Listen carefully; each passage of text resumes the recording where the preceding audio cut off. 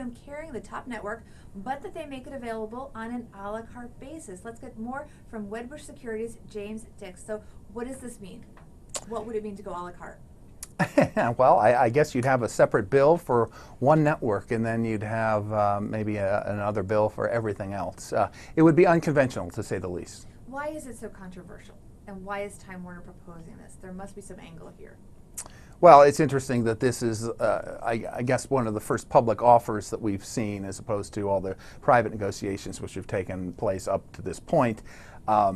So I guess I leave it to you to interpret that. But I guess the bundle has been the way the business has developed over years, right?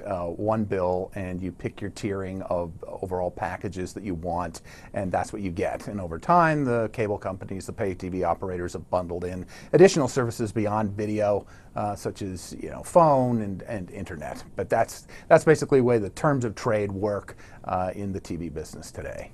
Now, CBS might make the argument that they, as the top-rated broadcast network, are bringing in a lot of eyeballs, and they are not being paid the same kind of retransmission fees, or affiliate fees is what they're called with the cable networks, as some of the cable networks that maybe don't bring in as many eyeballs.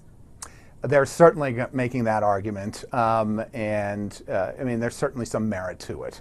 I mean, if you just look at the network ratings that they have, and you compare them to the ratings that cable networks have, CBS is probably getting a fraction of the affiliate fees of some of the larger general entertainment cable networks, whereas they're bringing on a much larger audience overall, and they're arguing that that's got to change. And why is it? How is the system set up that way? It doesn't sound like it makes a lot of sense.